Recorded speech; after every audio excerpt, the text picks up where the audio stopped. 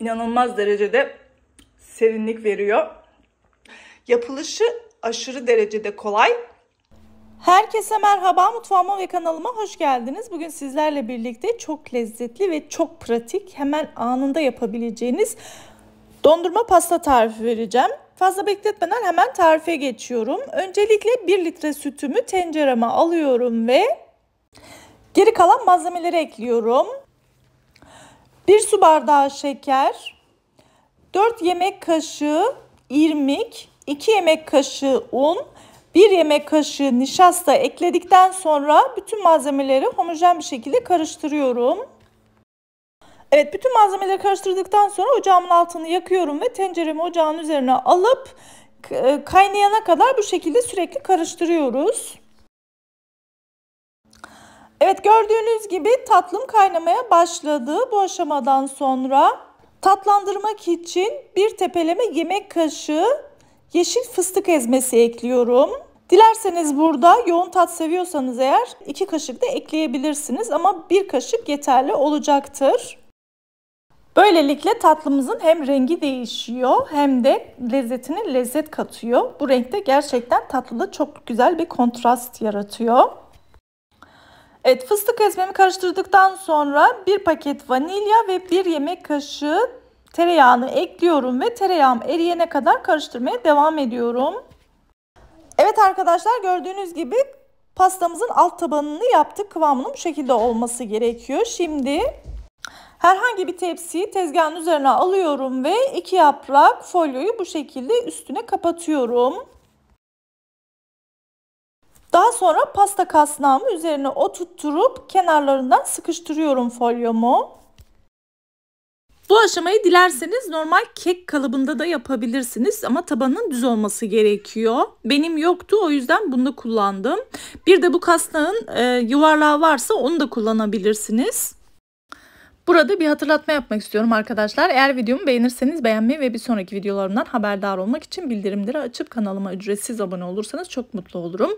Yorumlarınızı da çok merak ediyorum. Beni yorumsuz bırakmayın inşallah. Bir de beni diğer sosyal medya hesaplarımdan da takip etmek isterseniz eğer Rahma Baylan olarak aramanız yeterli olacaktır.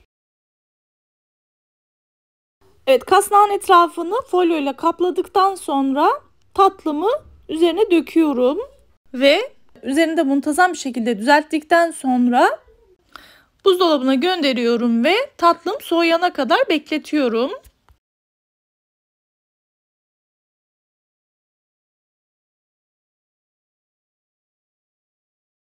Bu aşamayı dilerseniz yapmayabilirsiniz. Ben tatlımın üzerine bu şekilde tane fıstıkları serptim.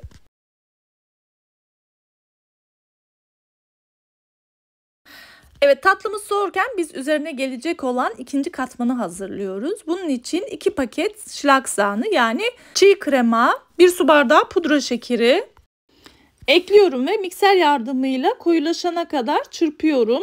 Bu aşamada kremaların özellikle buzdolabından çıkması gerekiyor. Burası çok önemli. Bu sayede daha çabuk krem şanti kıvamını alacaktır.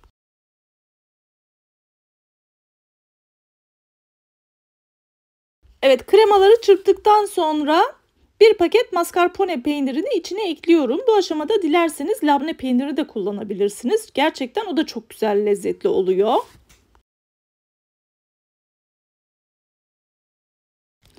Bir iki damla limon özü ekliyorum ve tekrardan koyulaşana kadar kremamı çırpıyorum. Evet, kremamı güzelce çırptıktan sonra tatlandırmak için hem de rengini güzelleştirmek için daha önceden hazırlamış olduğum orman meyveli sorbeyi katıyorum. Bunu nasıl yaptım?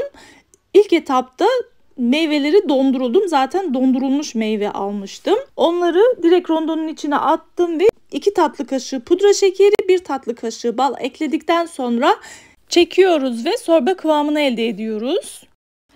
Özellikle bunu yapmanız gerekiyor, yoksa bu şekilde dondurma kıvamında olmaz. Yapmış olduğum bu karışımı donan tatlımın üzerine döküyorum ve güzelce yayıyorum.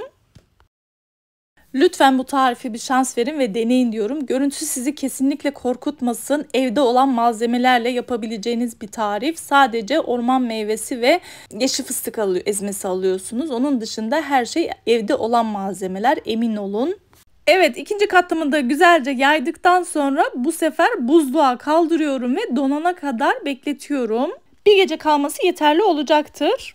Evet arkadaşlar, şimdi pasta dondurmamızın 3. katmanını hazırlıyoruz. Bunun için 3 tepeleme yemek kaşığı fıstık ezmesini benmari usulü eritiyorum.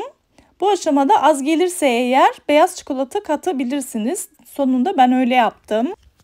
Ama bu sefer daha açık renk aldı. Ben de öyle olmasını istemediğim için rengi yakalayana kadar gıda boyası ekledim.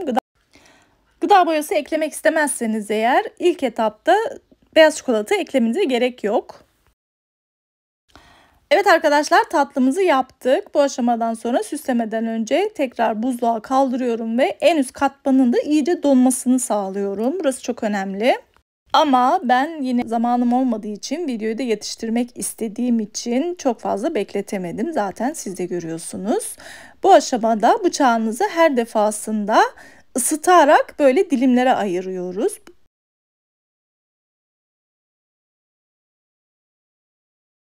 Ama yine de görüntüye bakar mısınız? 3 renk, 3 katman, gerçekten çok güzel bir görüntü. Hele de süsledikten sonra birazdan göreceksiniz. Evet arkadaşlar, gördüğünüz gibi Viennetta dondurmamı yaptım. Bu şekilde dilimlere ayırdım. Zaten siz de görüyorsunuz, aşırı derecede şık bir tarif. Emin olun tadı daha lezzetli.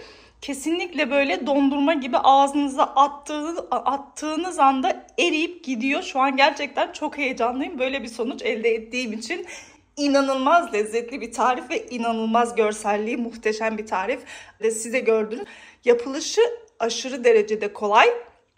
Kesinlikle tavsiye ediyorum. Mutlaka bu şekilde yapın ve sevdiklerinizle paylaşın diyorum. Hemen şimdi sizin için tadına bakmak istiyorum. Burada tabağı almayacağım çünkü bunu misafirlerime yaptım. Ben sadece şu an kendime düşenden size göstermek istiyorum. Dediğim gibi bu dondurma pasta olduğu için kesinlikle bunu buzdolabında veya dışarıda tutmuyoruz. Buzlukta olması gerekiyor. Burası çok önemli.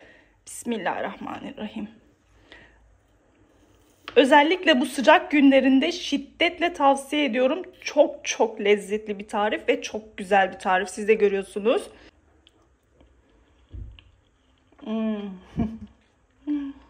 Wow.